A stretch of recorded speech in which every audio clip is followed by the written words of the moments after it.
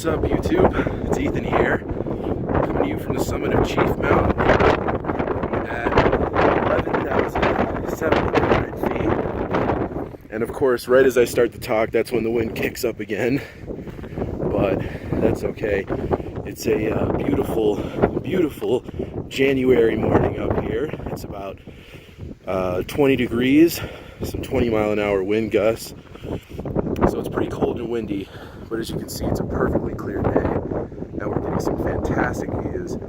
Over there in that direction, there's Long's Peak, Rocky Mountain National Park, and that whole area. All of those peaks along the Continental Divide. And I'll take you over to the other side a little bit so I can show you a little more of what's on the other side of the mountain.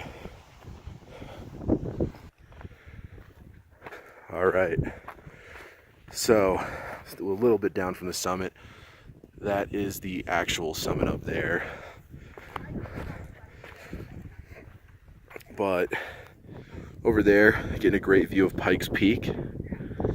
We really get some really good views from up here for a mountain that's so close to Denver.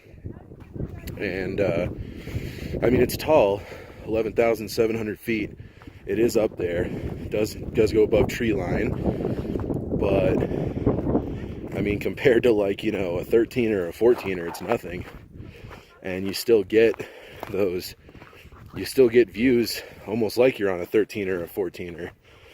It's really fantastic. So over here on the other side, right there across that basin is Mount Evans. That's directly ahead, and then Bierstadt to the left. Two classic Front Range 14ers. And as you can see, finally, everything is covered in lots of snow. There's not a ton of snow up here, just because the wind's all blown it away, but below tree line there's a good amount. I'd say probably like 3 feet. And that's awesome because there has it's been a light year for snowfall so far in Colorado, and we're finally getting caught up. All the ski resorts are getting snow, and all the peaks are getting a lot of snow, so it's finally happening.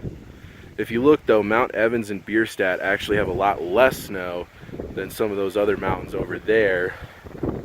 And the reason is those ones are just a little further west, and the last few days, that's kind of been the cutoff point on who's been getting the most snow, is like west of Idaho Springs and Georgetown. So I walked up here a little bit, just trying to get away from the snow a little bit more, or from the wind.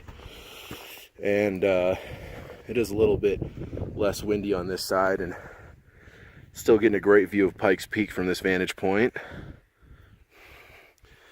And the views of Bierstadt and Evans are a little blocked, but you can still see some of those snow-capped peaks over there as well.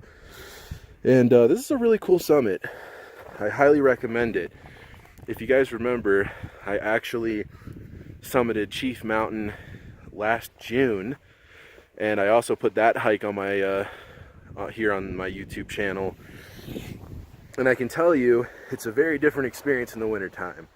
It's a lot colder, a lot windier, and it's just you know, all the snow, the ice, everything. It makes it a very different experience. Summiting mountains in the wintertime is very different than in the summer, obviously, but it's still really fantastic. I mean, the views you get in the wintertime with everything being snow-capped and all that stuff, it's a whole different experience. It's a whole nother world out here in the wintertime, and I really enjoy it. I love being in the Rocky Mountains in the wintertime.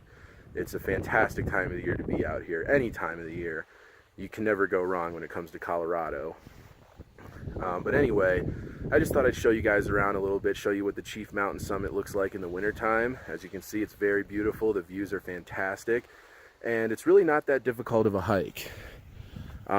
Just to get up here to the summit, it's really only, it's like 1.5 miles a little over 1,000 feet of elevation gain, and the trail is pretty well marked, pretty easy.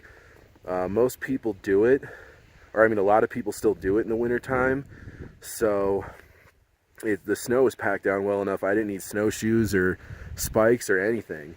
Now of course I can't speak for, you know, later on in the wintertime when it starts snowing even more, but for right now this was actually a pretty easy summit to get to in the winter. But it still's winter, so you should be prepared. Bring your spikes, you know, check the weather, and, you know, make sure you're properly dressed, because it is very cold and you are going to encounter snow and ice and all that good stuff. But anyway guys, I hope you enjoyed the video. I'm going to go ahead and end it here. Thank you for watching. Please like this video, subscribe to my channel, and I'll have more content for you coming soon. I've been on a break for the last few weeks on doing hiking and stuff like that, but I'm getting back into it now, and I'm super excited about that. So I'll see you guys on the next one.